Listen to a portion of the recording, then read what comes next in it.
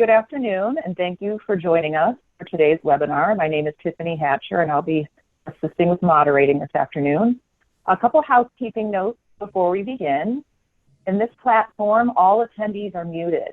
While you won't be able to ask questions through your microphone, please note the Q&A function on your screen. If you have a question that is not addressed in the presentation, please feel welcome to submit through the Q&A feature, and our presenter will try to address as many as possible at the end. Also, today's webinar is being recorded and will be posted on our website.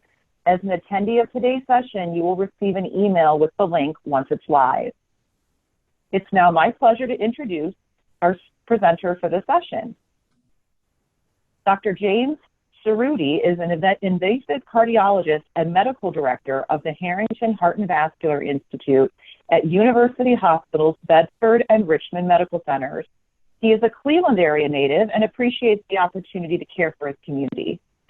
Dr. Cerruti offers comprehensive care for heart disease prevention, hypertension, heart valve disease, abnormal heart rhythms, coronary artery disease, heart attacks, heart failure, peripheral vascular disease, and venous disease management.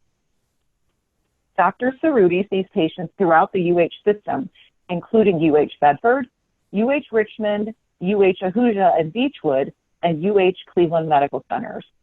It's now my pleasure to turn it over to Dr. Cerruti. Thank you, Tiffany. Thank you for your help and for the introduction. We'll probably have some participants coming in as we go.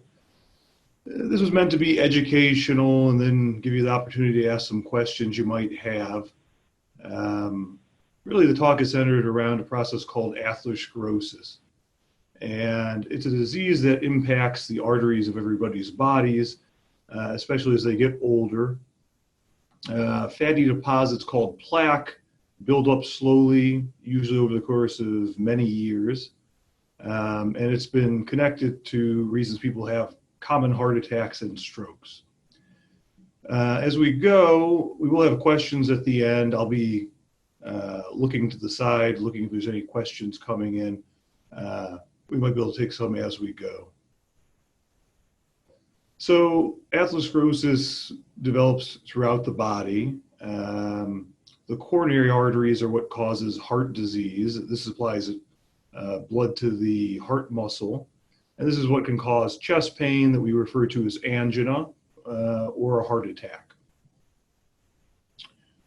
Other blood vessels that are impacted are vessels in the legs and arms, and we call these peripheral arteries.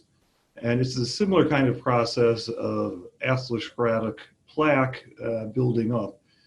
In the arms and legs, usually this causes symptoms that we call claudication. This is usually pain, maybe in the calves when people are exercising, and we'll come back to that. Other peripheral arterial disease can include the carotid arteries in our necks, and the big difference there is the symptoms are more likely to be stroke-like. Sometimes it's vaguer, like dizziness and some other neurologic problems because the brain is not receiving good enough blood supply, and we'll discuss that a little bit as well. One other vessel I thought was worth talking about is renal artery stenosis. This is atherosclerosis in the renal arteries. This is reducing arterial blood supply to the kidneys, and it can be a cause of high blood pressure and also kidney disease, such as chronic kidney disease. So the prevalence of coronary artery disease, now we're going to come back to the heart, which is the focus of this part of the talk. Coronary artery disease is very prevalent. These numbers are a bit older. About 17 million Americans have coronary artery disease, and probably about 10 million are symptomatic and have chest pain. The prevalence is higher in men, and it is more common as people get older. We'll come back to some of the risk factors. This is a map of some of the distribution throughout the United States. Certain regions are known to have higher density of coronary artery disease based on a lot of different factors. So the title of this talk was more about understanding risk and what puts people at higher risk for developing coronary artery disease and atherosclerosis. A lot of these are kind of the focus of what you might talk to your primary care doctor about. Is your blood pressure under control? High blood pressure damages blood vessels over time. Other things like elevated cholesterol levels can more directly lead to the plaque burden. There's other diseases like diabetes, which is more of an endocrine disease that impacts the way the metabolism of sugar is handled, but this also damages blood vessels over time. Smoking is a pretty well-known risk factor. A lot of different chemicals given off by smoking can damage blood vessels, and even newer data that vaping can cause damage as well. Unhealthy diet, high cholesterol diets, those have been known to impact your own cholesterol, but other things like high glucose diets also are unhealthy for the blood vessels and cause different kinds of metabolic derangements. Also, things like obesity and being overweight, the extra adipose tissue or the fat tissue can cause different kinds of hormonal changes, and that's what results in elevated risk of atherosclerosis. There's other things to look at, like your daily activity level. A lot of physicians will encourage their patients to have at least 30 minutes a day of good cardiovascular activity where you're going to get your heart rate up, and try to do that 3 to 5 times per week, because this has been shown to help reduce development of atherosclerosis. And the final big risk factor worth talking about is genetics.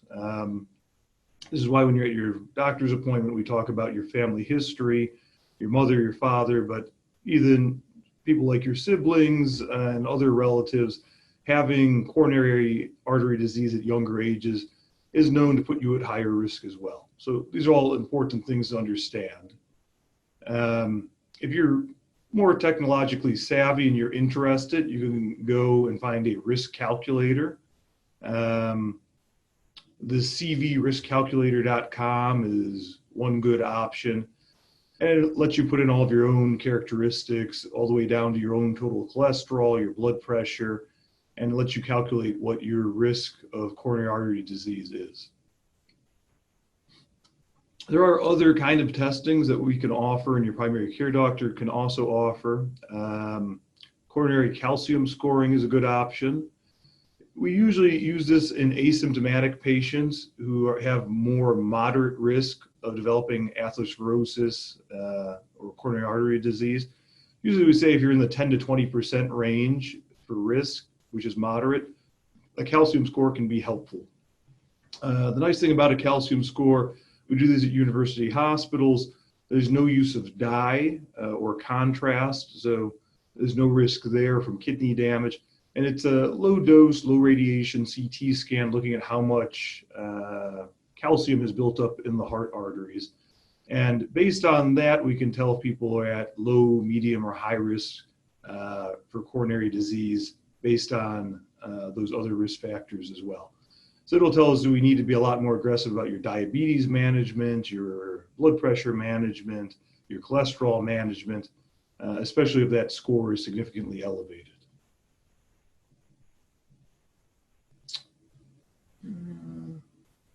Just taking a quick look at some of the questions coming in. We've got a question about statins and blood pressure medication. So we'll come back to that. I've got a slide that goes into that a little bit more. So let's talk about coronary artery disease. The two most important to differentiate is whether or not the disease is stable. So that's kind of what we talk about here. This is stable coronary artery disease. This is development of increasing amounts of atheroma and fibroatheroma, and then more complicated lesions as the disease progresses. And this, over the course usually of months and years, is progressively blocking off blood supply to the heart arteries. The other kind of coronary artery disease that's worth differentiating is unstable angina or a heart attack. We call this acute coronary syndrome is another name for it. Instead of a slow progression of cholesterol slowly developing and calcium inflammation slowly blocking off the vessel, what happens is that the plaque ruptures and all of the ugly things inside of the lesion, like the cholesterol and the inflammation, causes a clot to form in the blood vessel. Now, this is different because it's a sudden onset and that clot will completely reduce blood supply. So this can cause what we call infarction. Ischemia is a reduction in blood supply when the heart's under stress, such as when you're exercising.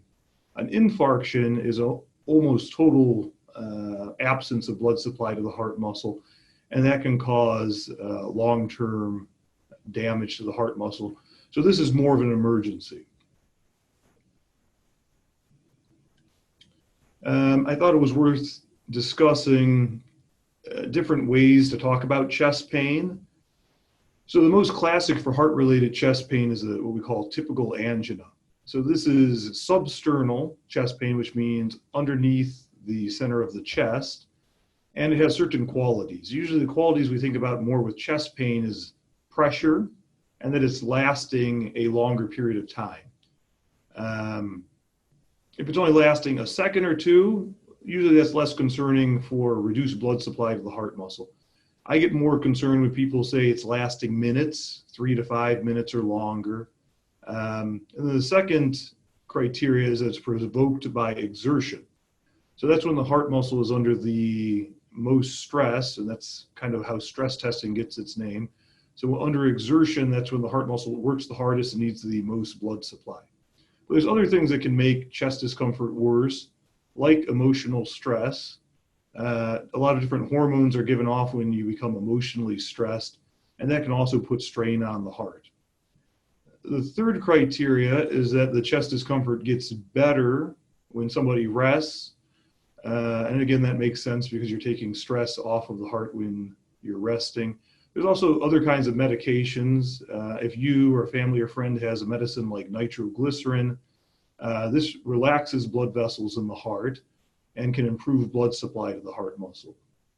So either resting or taking nitroglycerin, making the chest pain better, is a characteristic that makes us think this could be more coming from the heart muscle. So if you have all three of those, we call that typical angina. 2 of the 3, we call that atypical chest pain. And 1 or less, we usually call that non-cardiac chest pain. Based on a combination of things, like your gender, how many of those symptoms you have, excuse me, and your age, we can actually figure out what your risk is that this is actually coming from coronary artery disease. So if you're young and you have very few symptoms, it's unlikely to be coronary artery disease. If you're older and you're a male and you have a lot of these symptoms, the chances that you have underlying coronary artery disease is quite high.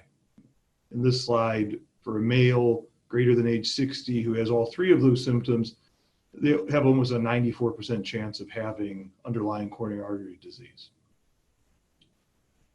So we'll talk a little bit about testing.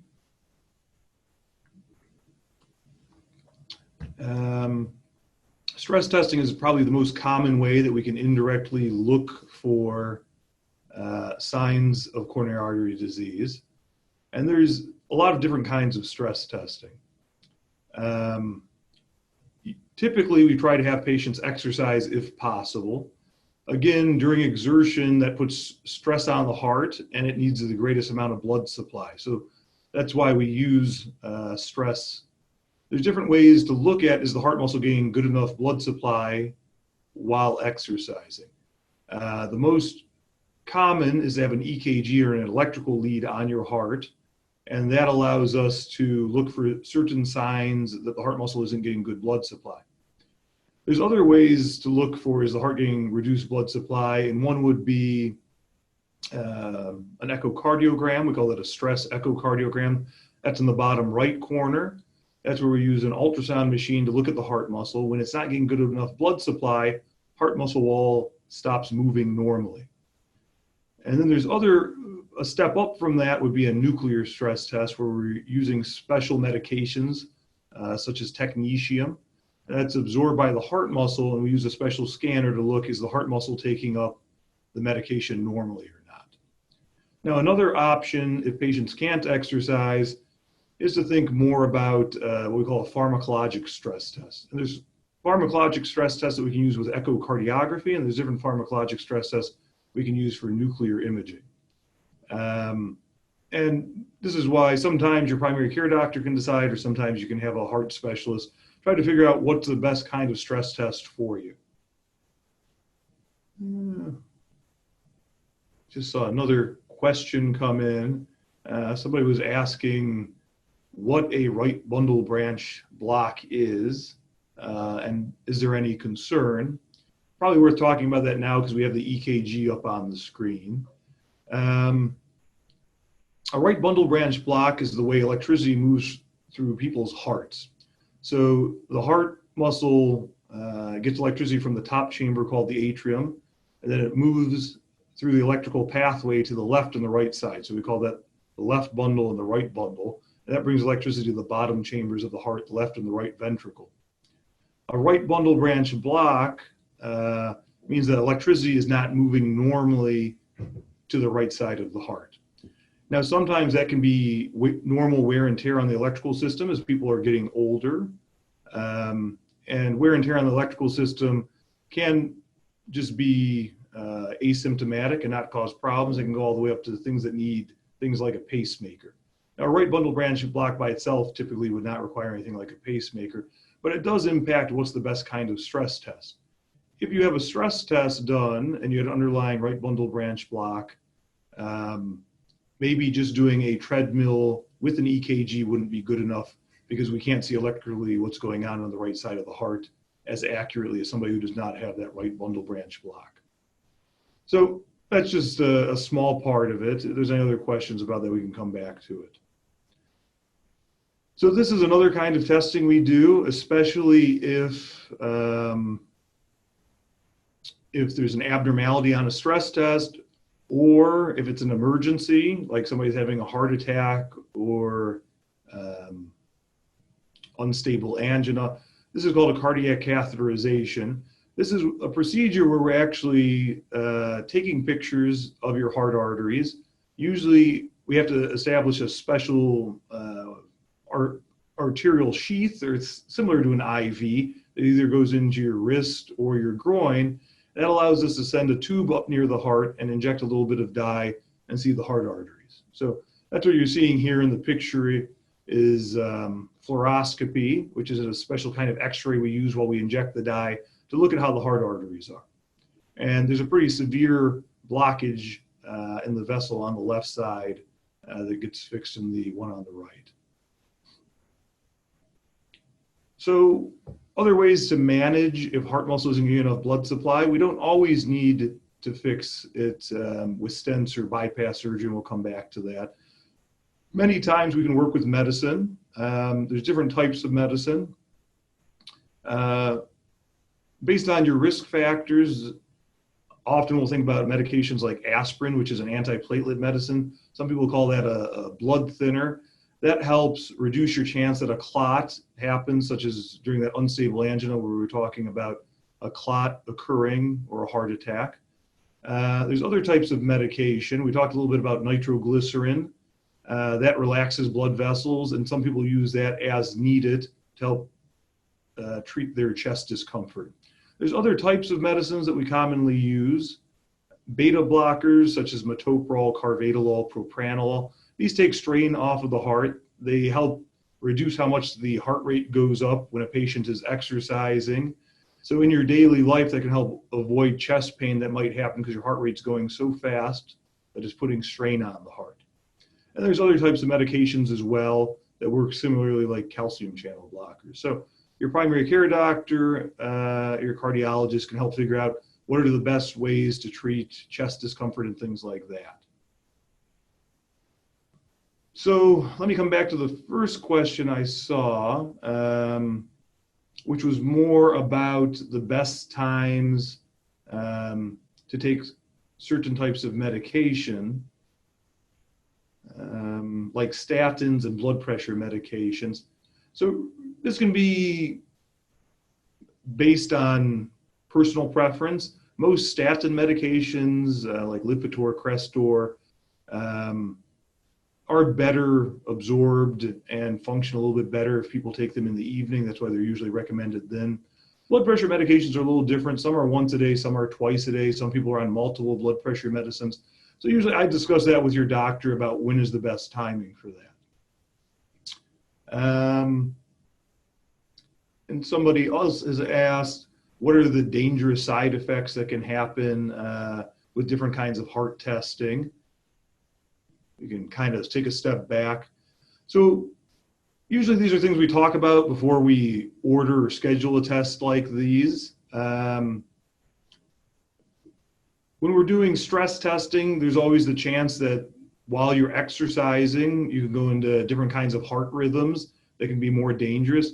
That's why we have special heart nurses who are in the lab when you're doing the testing, and you have a heart doctor either in the lab or nearby the lab to interpret if anything abnormal happens during the stress test. We also give medications, like we talked about pharmacologic stress testing. If you require a medicine like regadenoson, there's certain things we look for to make sure it's safe electrically. Sometimes it can cause different kind of electrical problems for the heart. Again, that's why stress tests are only performed under the supervision of a heart doctor. And then if we want to talk about different things we get concerned about when we do heart catheterizations, which is what we call an invasive test. This is something that you sit down with your heart doctor and we talk about. We're going in through a blood vessel, so that's why it's an invasive procedure. We usually make people comfortable and sleepy, and we numb up the area, but there's always possibility of some discomfort because we're poking arteries. And there's low risk for bleeding and infection and things like that. Very uncommon. We also are using dye, so we have to make sure people's kidney functions are doing well. So those are all things we talk about, and different risk factors we always go over before we do any kind of invasive procedure. We go into these in a lot of detail to make sure we've had a discussion.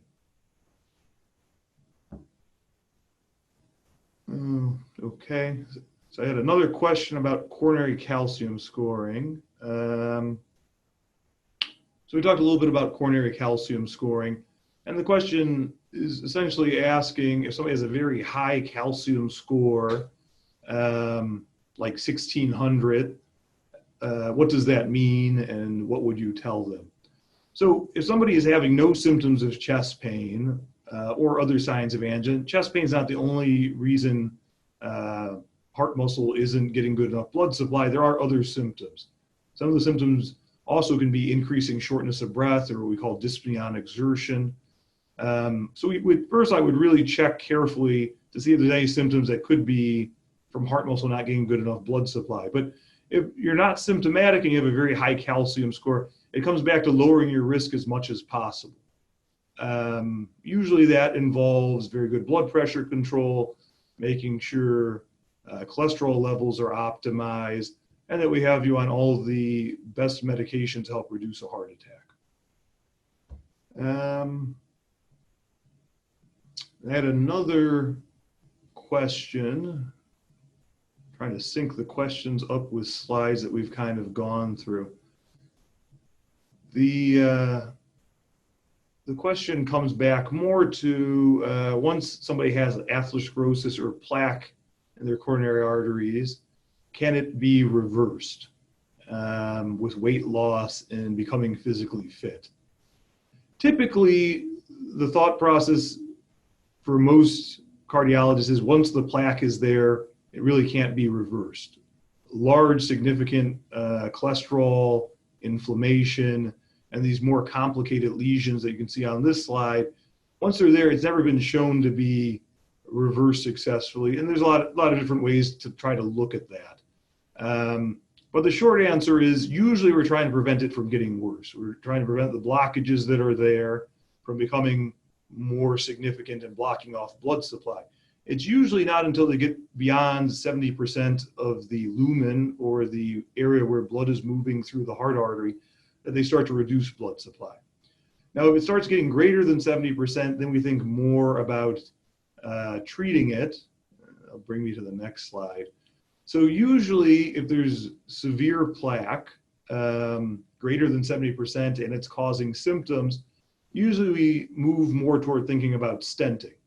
And a stent is a hollow metal tube made out of metal with a special medication around it. Typically, we call that a drug-eluting stent. And it can be brought in the same way we were talking about the heart catheterization, either through somebody's wrist or through your groin, through the femoral artery. And it's ballooned up in place, and it pushes that bad plaque, the cholesterol, and the atherosclerosis out of the way, and that improves blood supply to the heart muscle. So that's usually, if there's a single severe blockage, that's most commonly how we can treat it. Some patients will have multiple severe blockages, and it can even weaken the heart muscle and put them at risk for dying sooner. There's other kind of medical conditions where we might think more about bypass surgery. If you have a friend or family member who needed coronary artery bypass, or CABG is the abbreviation we use, that would be the reason why. So when we do the heart catheterization, what we're trying to figure out is what's the best way to improve blood supply to the heart muscle. So there's no quick, easy way to say why we pick one over the other, but there's a lot of different factors that helps us figure out, should we just work with medicines? Should we work with stents? Should we think about bypass surgery? So I see another question. So it's a question about the prevalence of apolipoprotein B and why there's value in testing for that. There is value in testing for apolipoprotein B in some patients who are at very high risk and they have strong family histories. It's a special type of bad cholesterol, similar to how we look at HDL versus LDL. It's a different classification that can put people into even higher risk groups. So similar to the way coronary calcium scoring can help us figure out how high of a risk you are for developing a heart attack, a stroke, and things like that, it's similar to look at different types of lipids. So this is something that certain primary care doctors and cardiologists or special doctors who focus on lipids can talk to you more about. So we'll keep moving on. We'll talk a little bit about peripheral arterial disease, and I'll pepper in a few questions as we go. Peripheral arterial disease, we were talking about that at the beginning. It's a similar process to the coronary arteries, where you have buildup of cholesterol, calcium, inflammatory mediated problems are happening. But usually this results more in discomfort in the legs, the calves, the thighs, the buttocks, and it's worse with walking. So sometimes we do certain kinds of testing to look for blockages in the leg vessels. We'll come back to that. This blue box on the bottom right talks about some of the big risk factors. Cigarette smoking greatly increases the risk for peripheral arterial disease, but also diabetes, hypertension, high cholesterol, chronic kidney disease, and things like that. Peripheral arterial disease is examined in different ways. If you have some of these symptoms, one of the more basic ways to look at are there signs of blockages in your blood vessels, your legs, would be an ankle brachial index. This is where we do blood pressure cuffing in your arms and legs and see if there's a significant reduction in blood pressure to your legs, which can indicate a blockage. Peripheral vascular resistance is kind of a step above that, and it's more blood pressure testing. There's different kinds of ways we can use ultrasound. We do things like arterial Dopplers to look at the way blood is moving through the arteries in different blood vessels of the legs and arms. And then there's a step up from that where we're using different kinds of contrast or dye. And you can think about CT angiography sometimes, and then catheter angiography. It's similar to the way we talked about heart catheterizations. That's a more invasive way to take pictures of the blood vessel, usually when we're more concerned and we want to fix that blood vessel in the leg. I'm just going to take a quick look at some of the questions coming in.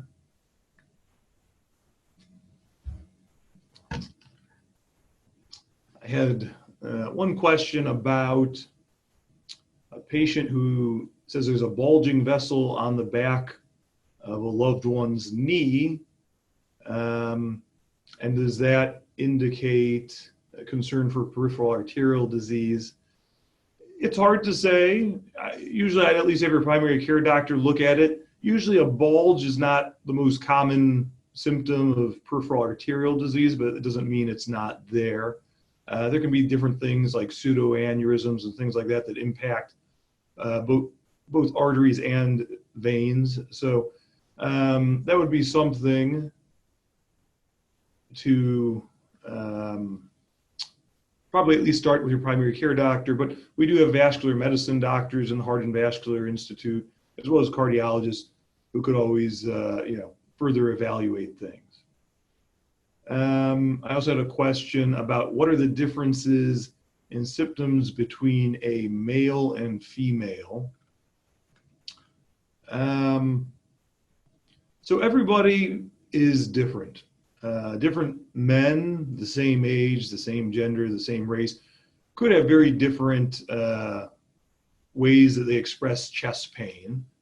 Women are known to have less typical symptoms. So we talked about what are typical chest pain symptoms, which is more chest pressure. Sometimes it can radiate to an arm, like the left arm. It could radiate to the neck, which means the pain is moving into those. Women are more likely to have less symptoms or even very vague symptoms. Sometimes it's fatigue, sometimes it's nauseousness, and sometimes the pain's in their stomach. So, if you have significant symptoms and they're changing, or if they're worse with exertion or emotional stress, it's worth at least talking about with your primary care doctor or coming in and seeing a heart doctor to discuss it further. I had another question about calcium scoring. So the calcium score, somebody put out there their specific calcium score. And I'll kind of keep it more vague for everybody who's listening. Calcium scores will tell us actually different things. So it's more than just a number. Usually a score below 100 is thought to be lower risk, and a score above 300 to 400 is more in the higher risk category. If there's a lot of calcium, more in one vessel, that can tell us something too. We were talking about looking for blockages in heart arteries, and there's 3 different heart arteries. So the test actually tells us, is the calcium spread out, or is there just one artery that has a lot more calcium than the other arteries?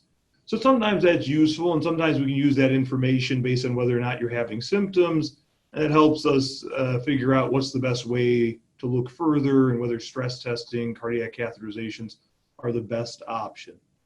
In the example that was put out there, one of the vessels has significantly more calcium. The other vessels have a score of 0, and the one vessel has a score between 100 and 200.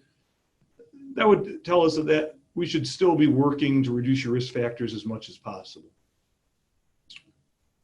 And then I have a question about how common is aortic valvular disease in children.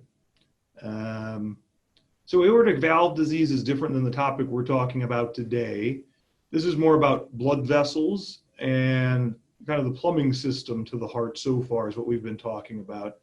Aortic valve is a valve that separates the main pumping chamber of the heart from the aorta that brings blood supply to the entire body. So aortic valve disease, it is more common as patients get older. It's the most common form we see, but there are different kinds that can impact children. And some of them are what we call congenital, and they're born with an abnormal heart valve. And there's a lot of variation in that. If your child has some kind of valve disease, it may be worth checking in with your primary care doctor or a heart doctor to see if you're at higher risk for developing valve disease yourself. And then I see a question about calcium supplements. Um, I would say most calcium supplements and supplements in general, worth talking about with your doctor. Taking calcium supplements does not increase your calcium score, so you don't have to worry about that. Some people need calcium supplements for a lot of different reasons. There's different blood work we check to figure that out and things like that. But the calcium that we talked about in heart arteries that we look at in calcium scores isn't because somebody's taking too much calcium or their diet or a medication. So I wouldn't worry about that, but everybody would have to figure out on their own and by talking to their doctor, their cardiologist, should I be on a calcium supplement? All right. I think those are all the big questions that have rolled in. So another form of atherosclerosis can involve the aorta. There's a lot of different aortic pathology, we call it. Sometimes you can develop an aneurysm, and it can be in the earlier part of the blood vessel where it comes off the heart, and we call that a thoracic aortic aneurysm. Or it can be down lower in somebody's stomach. That's called an abdominal aortic aneurysm. And they can cause different problems. A lot of the times we find these before they cause symptoms on CT scans and things like that, looking for other things. If you're a male and you're older than age 65, usually we want to think about screening to make sure you don't have an abdominal aortic aneurysm. The reason we do that is because the prevalence is very much higher in smokers, similar to what we talked about in peripheral arterial disease. And it can lead to the third disease that I talked about here, all the way on the right, which is an aortic dissection, which is tearing of this blood vessel. And that's an emergency. Different symptoms you might have if you were having an aortic dissection, which is a tear in that blood vessel, is very bad chest pain. And sometimes it can go to the back, and it's very severe. Some people describe it as tearing or stabbing.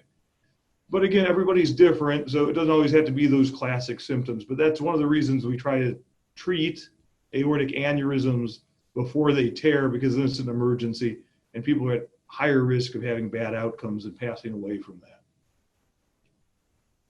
I was going to move on to the carotid artery.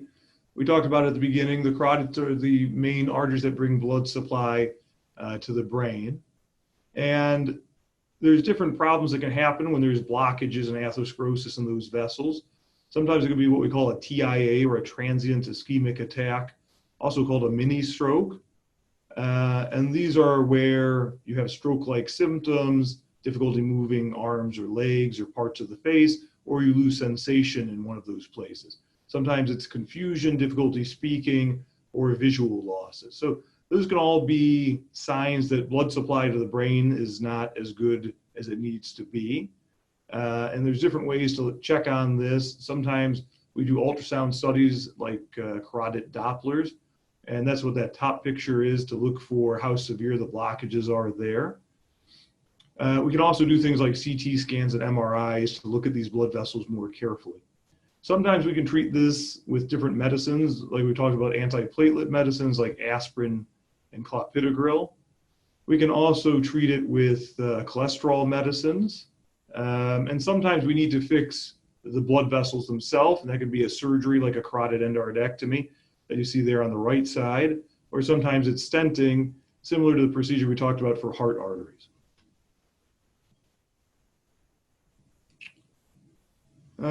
So I'll wrap it up. This was one of our big common themes, is that with COVID-19, unfortunately, a lot more patients are staying at home, sometimes too long, because they're either concerned that maybe their symptoms are from COVID and that they should just ride it out, or they're afraid that they're going to come to the hospital, the emergency room, their doctors, and they're going to catch this virus.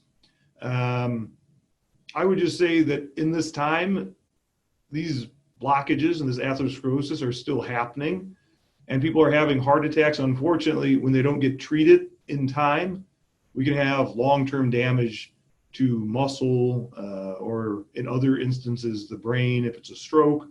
So I would still encourage people to make sure that they come in and get these checked out as soon as possible. That's why at the beginning I want to talk about the difference between a stable blockage and when it suddenly can become an emergency and the whole vessel has clotted off and tissue from the heart or the brain is getting damaged very quickly. COVID can have symptoms, and this is kind of an overview of things to look out for. Cough is one of the more common symptoms. Loss of taste and smell is another common symptom. And if you do have underlying heart disease, you are at higher risk for having worse outcomes or even dying if you get infected with COVID. So we want to take especially good care of you. The Heart and Vascular Institute is offering telemedicine encounters with cardiologists, and a lot of our primary care doctors are doing the same. So I would say if it's an emergency, you've got to come in. And if you heard some of these symptoms we talked about and you were on the fence, it's better to talk about them sooner with a primary care doctor or heart and vascular specialist before it becomes an emergency. So I'll come back to a few of the questions that have popped up. One question is, what is the normal duration of treatment for clopidogrel? Clopidogrel or Plavix is one of the blood thinning medications that we were talking about. It depends. It varies why you were started on it. If you received a stent to your heart or somewhere else, a lot of times we need patients to be on 2 different antiplatelets at least, either aspirin and Plavix or aspirin and Brilinta. Brilinta is another newer antiplatelet medicine. Usually we want to keep people on it for at least a year, and that's giving that stent, that metal tube, time to heal into the blood vessel so that your blood vessel can cover over the stent with what we call endothelium, or the lining of the blood vessel. So that's something you should talk about with your doctor, your heart doctor, to make sure you're on the same page about how long you need to be on that. Some people need to be on that longer term because they've had a stroke or they have a blockage and we're just treating it with medication. So everybody's different. You want to make sure you're asking those questions to your doctor.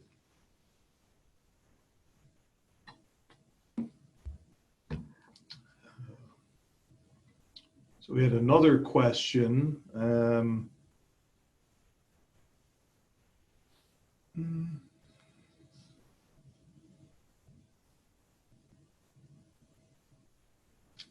Now, this is a question about a patient who has some valve disease from rheumatic fever and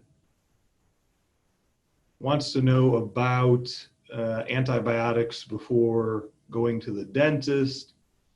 This is kind of a specialized advice that you need to talk to at least your primary care doctor, maybe your heart doctor. There's been changes in the guidelines. We used to use antibiotics a lot more for a lot of different heart valve disease. We've really dialed that back over the last 5 to 10 years. So there's guidelines that we can follow. So you can kind of look at your specific health and your other kind of heart problems and figure out, do you need antibiotics or not? But this is kind of a one-on-one kind of discussion. But yes, I wouldn't let that scare you from going to the dentist. Like I said, a lot of patients, not as many patients need antibiotics as they did probably 20, 30 years ago when we were recommending more patients get antibiotics. But again, without talking to your primary care or your heart doctor, it's hard to say. Then we had another question, do stents ever become dislodged? So the short answer is no. They are certainly within a month, they're essentially healing into the blood vessel. I never say never, but it would be very uncommon. And after a month, it would be almost impossible for the stent to move at all. There's a lot of different technical things we talk about when we're putting in stents. But again, that's not really something to be worried about. Some people have asked me, well, can I get the stent taken out? No, stents pretty much are expanded and they stay in the blood vessel the rest of your life and get healed over and become part of the blood vessel. And other questions like, do they move? Usually not, like, almost never. And then other questions.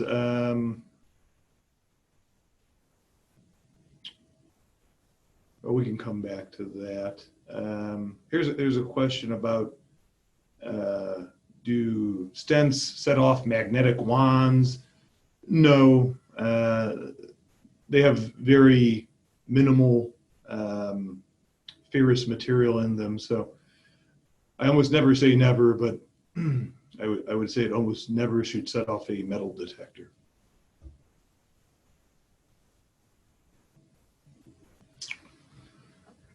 So Tiffany, I think these were some of the big ones. Well, we got another one coming. Yeah, up. I actually have, if I can interject with a couple, and then maybe we can go back to the Q&A. We did receive some questions from registrants before the webinar that I'm wondering if you can address. Sure. A couple of them are around medications again. So other than the calcium supplement that was mentioned, are there any over-the-counter supplements, through vitamins that will improve heart health? I would say not over the counter that have been medically tested, that we have good data that tells us in clinical trials this will improve your health. If there was, we as doctors would be using them. So most of the ones that we know work well are the ones that we're prescribing, things like baby aspirin or 81 milligram aspirin. Is over the counter, doesn't need a prescription, and even that we use just in the right setting. So there's not a specific supplement or anything that I would say go out there and is going to help improve your heart health. So along the same lines then, with fish oil, can fish oil capsules lower cholesterol? So fish oils, there is good testing, and there's prescription strength fish oil, and then there's the kind that you can just get over the counter. They can help improve the good cholesterol or the HDL, and in certain patients they can be helpful for cholesterol management. So that can be part of good management of cholesterol. Okay, thank you. And should I worry about possible liver damage from taking statin medications? So the statin medicines need to be monitored by a doctor for a reason. They're metabolized or broken down in the liver. So it's not that they cause liver damage. There's lots of people who can be on statin medications or that kind of cholesterol medication their whole life. Their livers will be fine. But if you have underlying liver conditions, or things like cirrhosis, it's definitely something we want to think about when we're choosing a cholesterol medicine. That's why most people are on cholesterol medicines. We check cholesterol, but we also check your liver function to make sure that your liver is doing okay and there's no damage. Thank you. And one more related to medication. If I'm on a medication to treat heart disease, does that mean I am no longer at risk of a heart attack? No. So unfortunately, everybody is at risk for a heart attack. The medications help lower your risk, and that's what we're trying to do. But even a low-risk person on all the right medications, unfortunately, could have a heart attack at any time. Even if you've had a stress test or even a heart catheterization, things can be going fine, and something emergent can happen, like a heart attack in this slide, because it's a different kind of process. You can have atherosclerotic material like cholesterol and plaque buildup in the arteries, and that reacts with blood and can suddenly cause a clot. And unfortunately, that can even happen if somebody's on aspirin and clopidogrel or aspirin and Brilinta and other kinds of blood thinners. A sudden heart attack, unfortunately, always can happen. So that's why even, if you've done everything you've been asked to do, you've got all the tests, your stress test looks okay, and that was a week ago, and now suddenly you have crushing chest pain, you've got to come in and get that checked out, because it could be an emergency with a clot forming in that blood vessel. That's very helpful. Thank you. So after a heart attack, is it too late to benefit from cholesterol-lowering drugs? No. It's kind of one of the foundations of how we can treat the blockages that are already there. We talked a little bit about what we can do to minimize progression, and that we can't really get rid of the plaque that's already there. But of all the medications, the statins are known to help prevent more blockages from happening, because even after you get a stent, you can develop a new blockage somewhere else in the blood vessel. So that's one of the reasons we use statins. The other thing is we were just talking about a clot suddenly forming, and that the plaque touching your blood supply can make that clot form. There's certain properties about statin medicines that makes that less likely to happen. So people who had heart attacks are especially benefiting from being put on and staying on a statin. Okay, and then one more question before we go back to the Q&A. Are there any female-specific disorders that increase a woman's risk of heart disease? Female specific. There are different things that we can look at. Hormone replacement is one of the things that comes to mind. Hormone replacement for women was being used more broadly, maybe 10 to 20 years ago, and we do have data about how that can impact and may increase certain risks for coronary artery disease. There's a lot of other factors. That's just a very small one. I wouldn't say that's the only female-specific one, but that's just one example. So again, that's kind of why it's worth either sitting down with your primary care doctor or a heart doctor to go through your risk factors. That's just one small one that's not probably as well studied as some of the other ones that we talked about. Great. And you know what? I'm sorry, I have one more related to that. I've heard that chronic inflammation, like having lupus, can increase your risk for heart disease. Can you talk a little bit about those that maybe don't have other traditional risk factors but do have a chronic inflammatory condition? Yes. So autoimmune diseases, inflammatory diseases like we talked about, lupus, rheumatoid arthritis, those are known to put people at higher risk for developing blockages in coronary artery disease. That chronic inflammation in the blood vessels is known to increase development of vascular sclerosis. So that's a big risk factor that we look at usually in the heart clinic. And that might be a reason to think a little bit more about should you get a calcium score even if you're not having symptoms, because that can significantly increase your risk. There is other blood work we can look at to look at how high inflammatory rates are. One is called a CRP, so that's blood work we can order in the lab that tells us how much inflammation is going on in the body. And that's another thing that we can use to calculate risk, similar to a calcium score. So it's not for everybody, but that's something that your doctor might talk to you about. Great. I think we can go back to the Q&A feature then. You've received a number of questions through that.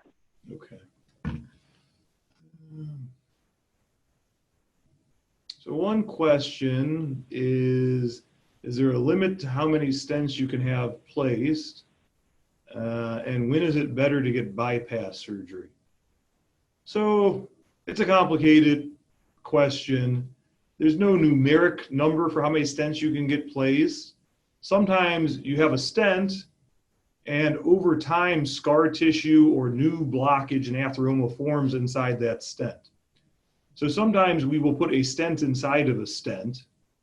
So in that setting, people can get multiple stents. Sometimes an entire blood vessel has stents running down it. It's not common, but sometimes there's not much of an option left and people are just not doing well with stents. Sometimes we start with stents and people don't do well, and then we think more about bypass surgery because that stent is getting blocked off within months or years, and we know certain people will do better with bypass surgery.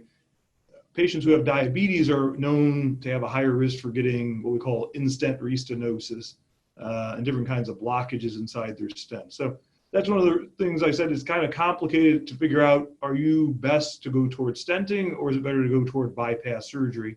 I would say more things early on are treated with stents, and sometimes people don't do well with stents, and we have bypass surgery as a backup in some patients. The next question is, would you recommend against cruise travel for someone with coronary artery disease?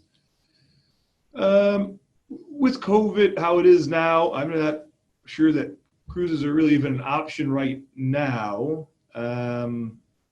With COVID, I would just recommend everybody, especially if you have underlying coronary artery disease, err on the side of being safe and, not travel at this time until things get under better control. Because the worst time to have heart problems and have COVID would be when you're traveling. And unfortunately, travel is just going to open you up to a lot of different exposure. So definitely at this time, I would avoid it. If it was a year ago and you have stable coronary artery disease and we didn't have a pandemic going on, I would have usually said a cruise should be fine. But with COVID, I would be very careful with my travel plans, and I don't think a cruise is in any way's future in the near future. Then I have a question about statins and do they affect fatty liver? So a fatty liver is a little bit outside the heart talk, but a fatty liver is a different kind of dysfunction of the liver, and it can negatively impact the way the liver works and can even cause cirrhosis, which is damage to the liver. So statins don't directly, are usually not used directly to treat it. It's kind of outside of what I normally use statins to treat. Usually your doctor will have to check different kind of blood work, like your liver function testing, to make sure statins are a safe choice for you if you have underlying fatty liver and different kind of liver disease. Somebody asked, in my opinion, what are the top 3 things you can do to improve your heart health? I'll go backwards for a second.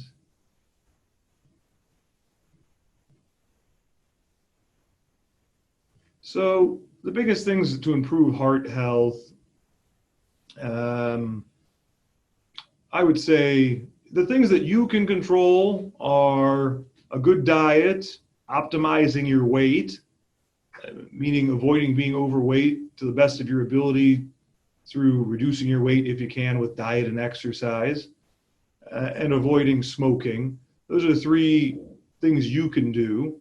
And I'd say, the most important things that us as doctors have to do to improve your heart health and reduce your risk of coronary artery disease is get very good control of your blood pressure, because probably blood pressure was one of the biggest reasons we had a lot more heart attacks 20 to 30 years ago than we do now. So really good control of the blood pressure is important. And then monitoring things like cholesterol and diabetes. Those are some of the other big ones. So a few more questions. Somebody asked a question about CoQ10, which is a supplement. Some people find it helpful. Some people use it for a lot of different symptoms. I mean, of the supplements, it's probably one that has a little bit better testing on, and some people, it lets them take their cholesterol medicine, like their statin medicine, better without side effects. So in the right people, sometimes CoQ10 can be a useful option. So that's something else I would talk about your doctor with.